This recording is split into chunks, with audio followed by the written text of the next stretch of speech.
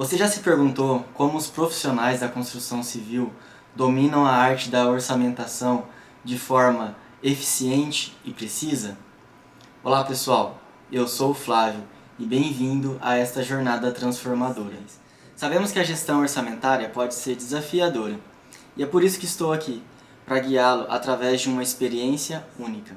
Imagina ter o conhecimento necessário para orquestrar obras incríveis e assim se evitar surpresas desagradáveis? Seja sincero comigo, quantas vezes você já escutou ou presenciou a célebre frase: a obra ultrapassou o orçamento estimado? Durante meus 7 anos aí como orçamentista, trabalhando com vários tipos de orçamento, eu escutei essa frase inúmeras vezes. E com certeza eu continuaria escutando ela se eu tivesse continuado trabalhando da forma convencional aí do mercado. Como que convencionalmente é o ciclo de um projeto? Primeira coisa que acontece, sempre, o cliente ele procura um profissional para fazer um desenho. E o profissional ele aceita fazer primeiro um desenho. Depois o profissional, ele ali conversando, ele vai fazer uma estimativa por área construída. Então ele vai pegar ali o CUB da sua região, né, que é o custo unitário básico da construção da sua região, e vai fazer uma estimativa ali por metro quadrado. Tá?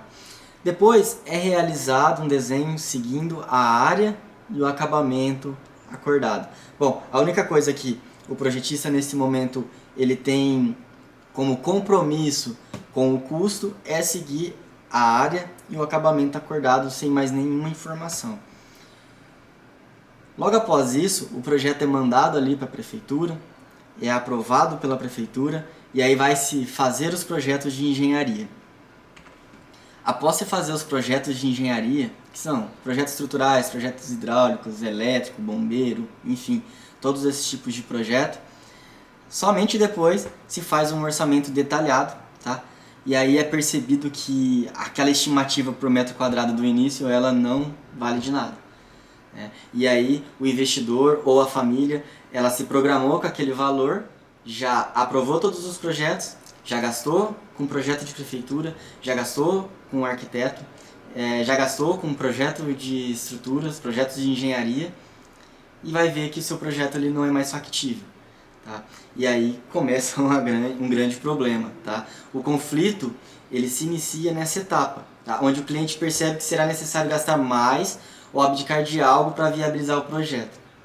Então ali ele vai ter que ir atrás de mais dinheiro, ele vai ter que talvez fazer um empréstimo, vai entrar em dívidas, ou ele vai ter que deixar de fazer ali sua piscina, ele vai ter que deixar de fazer um quarto, um escritório, enfim, alguma coisa ele vai ter que fazer para que esse empreendimento ele possa ser viabilizado. E aí que está um grande problema. Ele já aprovou todos os projetos, para ele fazer uma redução ali no escopo do projeto, ele vai ter que fazer novamente ali uma aprovação, vai gastar de novo. Então é muito conflitante e é muito desgastante entre o cliente e o profissional quando já começa a dar errado ali com a estimativa de custo. Tá? Bom, e quais são os motivos então do estimado estourar após a entrega dos projetos?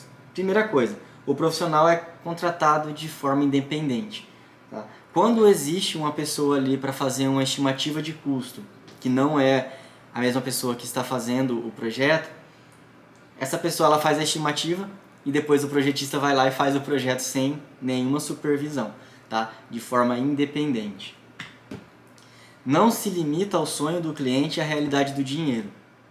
Gente, entende uma coisa, o sonho ele é ilimitado, o dinheiro não. Por mais que seu cliente seja um milionário, um bilionário, tudo tem limite. Tá? Então você tem que limitar o sonho àquilo que ele está disposto, àquilo que ele tem para gastar. Então já começa por aí também. Outro motivo, não existe parâmetros numéricos para conferir se o projeto está seguindo os custos estipulados. Como é feito ali apenas um orçamento por metro quadrado, o que é seguido é somente se a área daquela edificação, daquele projeto, está sendo seguido ou não. Tá? O projetista ele trabalha sem a supervisão de quem estimou os custos. Então essa aqui se confunde com a primeira, inclusive. Então o projetista ele trabalha de forma totalmente independente, ele não tem responsabilidade com o custo. Tá? Bom, será que o orçamento estourado ele é reflexo da ambição do projeto ou da falta de expertise na gestão? Desafie sempre a criatividade, nunca desafie as finanças. Assim como você, eu sempre quis ser valorizado na minha profissão. É claro, estudamos 5 anos aí no curso de engenharia, de arquitetura, sofremos bastante, fizemos diversas capacitações, mas não basta somente isso. Pensa comigo, quanto que você seria valorizado como profissional se você viabilizasse um sonho sem o tornar um pesadelo, tanto para uma família que quer construir uma casa, quanto para um investidor que quer construir ali um prédio para vender? Nós somos valorizados na medida dos resultados que nós trazemos para a sociedade. Então, quanto mais resultados e melhores forem esses resultados, mais valorizados nós seremos e mais indicados também nós seremos. Bom, mas pensando aqui na orçamentação, é possível ser assertivo nos custos em algo tão incerto como uma obra? Bom, além de ser assertivo, seguindo os 3 pilares que vou te passar, você vai se tornar um profissional indispensável para o seu cliente, atuando nas 7 fases de um empreendimento. Bom, o pilar número 1. Tá? O pilar número 1 é um estudo de viabilidade realista. Bom, o que é um estudo de viabilidade? É aqui que você vai viabilizar a construção ou não. Vai falar para o seu cliente, é possível fazer ou não é possível fazer. É o primeiro passo. Tá? E entenda que ele vai gastar muito menos do que ele gastou aprovando todos os projetos, fazendo todos os projetos e somente depois descobrindo que ele não tem grana para isso. Então, o pilar 1 é o estudo de viabilidade realista. É aqui que você vai perguntar para o seu dinheiro. Ei, dinheiro, quanto que você aguenta construir? É basicamente isso. Bom, e o que seria então, quais são as informações que nós teríamos dentro de um estudo de viabilidade realista? Bom, a primeira coisa que nós precisamos é um programa de necessidades do cliente. É aqui que o seu cliente vai te dizer o que ele necessita. Se é uma família, por exemplo, ele vai te dizer que precisa de 3 quartos, sala, cozinha, banheiro, precisa de uma piscina, precisa de uma área gourmet, precisa de um jardim, enfim. Se é um investidor, ele vai falar quantos apartamentos ele pretende construir. Então, aqui é o programa de necessidade do cliente. É aqui que você vai saber o mínimo que ele deseja para investir o seu dinheiro. Tá? Segundo, informações do terreno. Você precisa ter todas as informações do terreno para que você tenha um estudo de viabilidade realista. Não vai para o estudo de viabilidade sem antes ter as informações básicas do terreno, que é topografia, capacidade resistente do solo, que é muito importante, porque a fundação é algo que pode mudar de 0 a 100 muito, muito fácil. Tá? Você precisa saber a topografia, como eu disse, para saber se você vai precisar de contenções. Você precisa saber qual que é o nível do lençol freático daquele terreno. Isso também vai influenciar nas fundações, em drenagem, enfim, em várias coisas. Então as informações do terreno faz parte do estudo de viabilidade realista. Se você não tiver essas informações, o seu estudo de viabilidade vai ser um grande fracasso. Você precisa ter conhecimento do código de obra do local, da obra, tá? Você precisa ter o conhecimento geográfico e econômico do local da obra, ou seja, é longe, é perto, isso vai influenciar nos custos indiretos da sua obra. Tá? O local da obra fica dentro de uma fazenda, ou ele fica dentro da cidade, no centro da cidade, isso vai influenciar no que, como que um caminhão de concreto vai chegar lá, se tem trânsito, se não tem, tudo isso precisa ser considerado aqui no estudo de viabilidade. A economia do local, você precisa saber disso para você estipular a margem que a construtora vai cobrar do seu cliente para fazer essa obra. Se é um momento de bastante recessão, as margens são baixas. Se é um momento em que a economia está aquecida, as margens são altas, tá? Então tudo isso faz parte do estudo de viabilidade.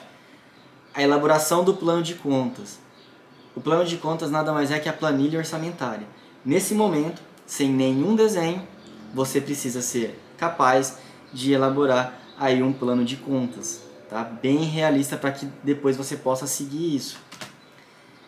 Logo após a elaboração do plano de conta, com o custo em mãos, você vai apresentar ao seu cliente esses custos e vai viabilizar os recursos. Aqui você vai saber como que o seu cliente vai dispor desse dinheiro, se é por meio de financiamento, se é por meio de um consórcio, se é por meio de investimentos, enfim, como que vai ser o aporte desse investimento na obra, se vai ser tudo de uma vez, se vai ser gradualmente. Tudo isso é necessário para que você faça um estudo de viabilidade realista. Você precisa ser capaz de transformar essas informações aqui, ó, que é o programa de necessidade do seu cliente. Então aqui, ó, temos garagem para 2 carros, cozinha gourmet, um lavabo, uma lavanderia, uma sala de estar mais jantar integrada com um pé direito alto, uma cozinha, um dormitório, um escritório, um banheiro social e uma suíte com closet. Você precisa pegar isso aqui, aliado às informações do terreno, aliado às informações do código de obra, aliado às informações geográficas do local que você vai construir, tá? E você precisa ser capaz de transformar isso aqui, ó, sem nenhum desenho, tá? Que é o nosso plano de contas. Então aqui nós temos, aqui eu coloquei apenas dois itens, tá? Que paredes e revestimentos. Sem nenhum desenho nós precisamos saber quanto que nós vamos ter aqui de alvenaria de embasamento, quanto que nós vamos ter aqui de alvenaria de fechamento, quanto que nós vamos ter de chapisco, de reboco, revestimento cerâmico. Por quê? Porque depois você vai balizar todos os outros projetos nisso aqui.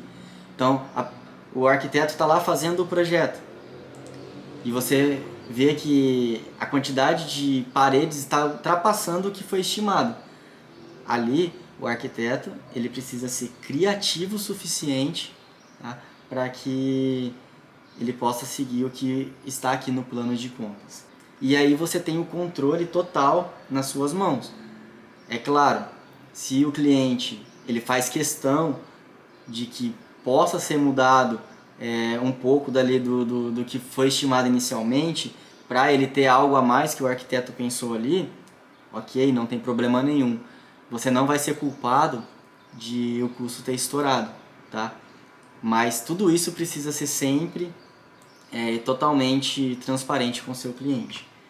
Bom, o pilar número 2, que é um projeto guiado pelo estudo de viabilidade. Lembra que lá no começo eu disse que os profissionais são contratados de forma independente e o projetista ele não tem supervisão de quem fez ali o estudo de viabilidade. Aqui não. O projeto ele precisa ser guiado pelo estudo de viabilidade. Então, o plano de contas vai dizer o que é o limite da criatividade do arquiteto.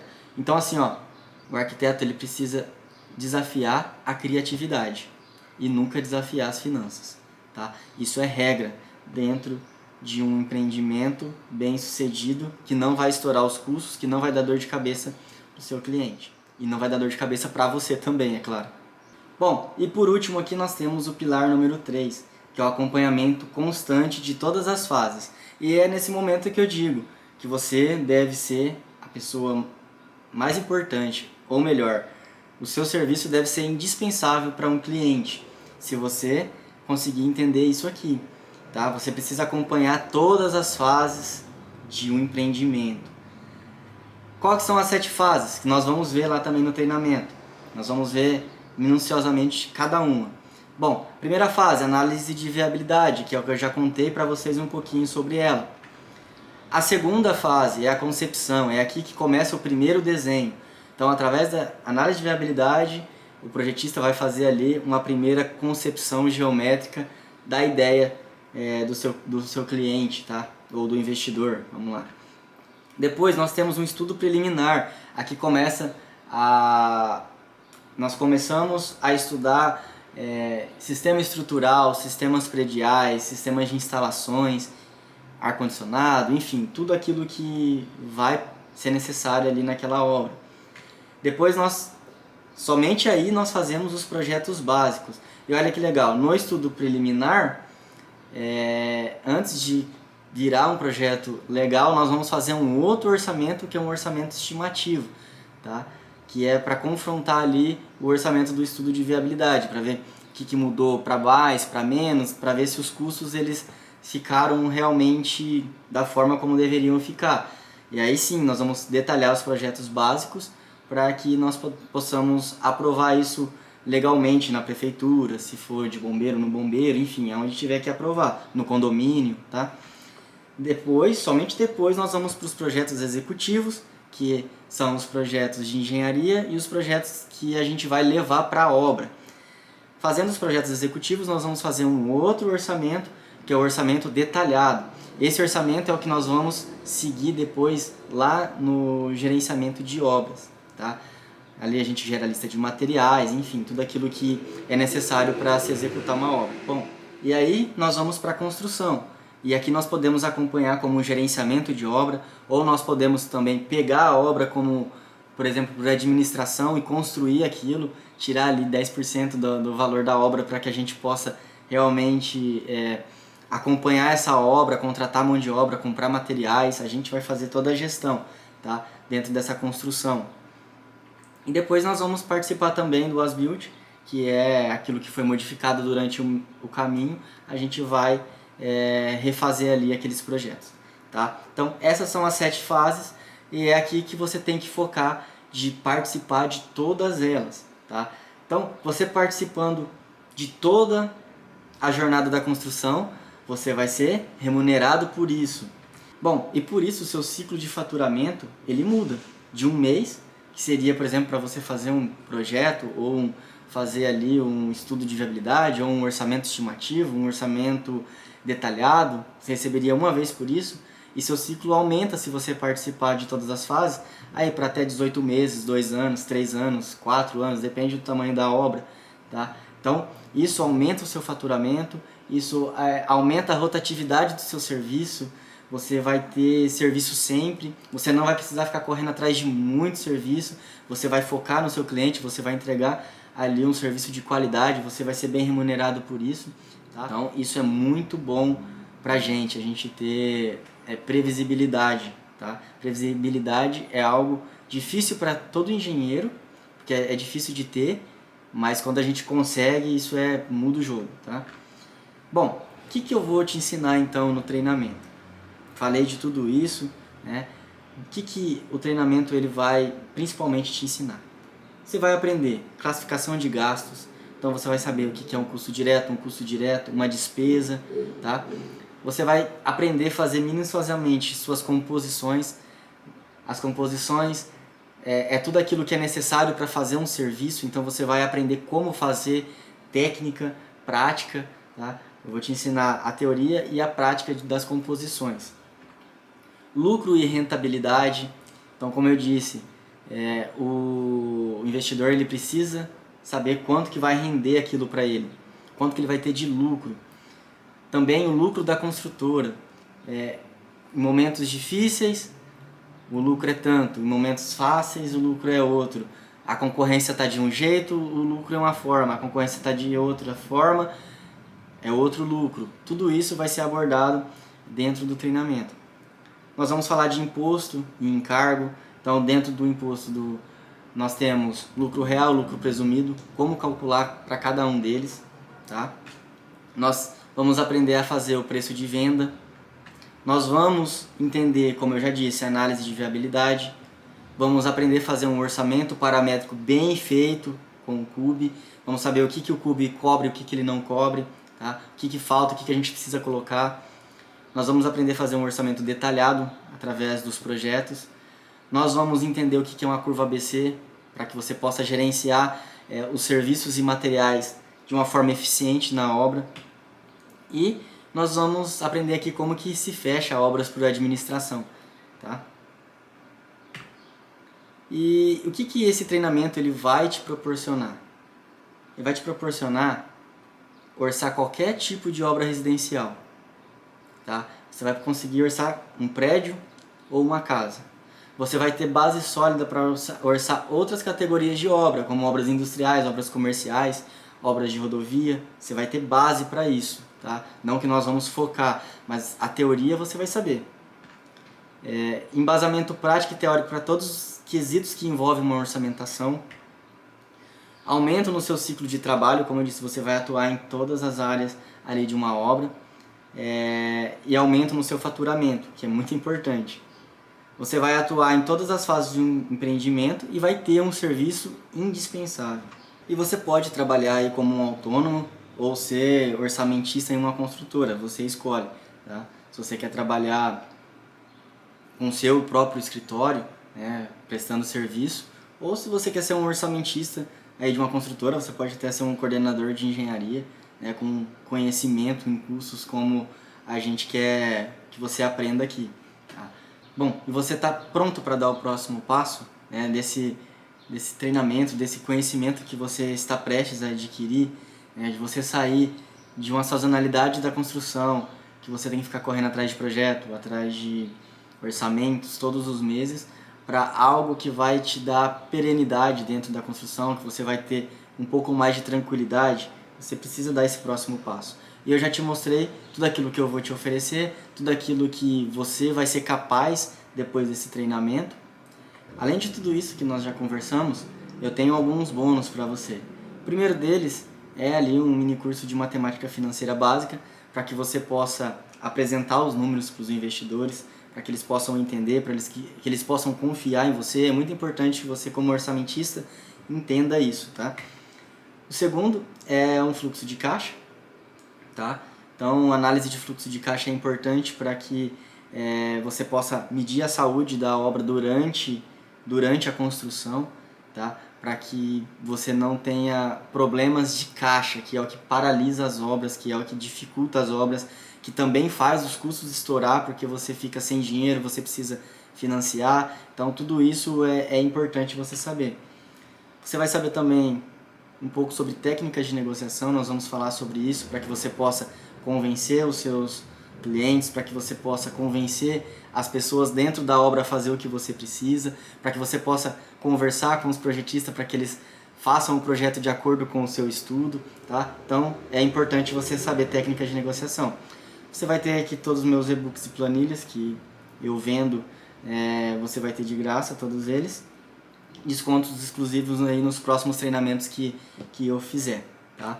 E além de tudo isso, você vai ter consultoria online para tirar dúvida aí a cada 15 dias. Então, todos os alunos que estiverem matriculados vão entrar aí nessa consultoria a cada 15 dias para a gente bater um papo, tá? Então, da viabilidade à concretização, né, você pode ser a base sólida que guia cada fase dessa obra, tá? Transformando os desafios em realizações extraordinárias. Então, basta que você dê aí o próximo passo. Tá bom? Eu te aguardo ansiosamente aí no meu treinamento. Beleza? Forte abraço!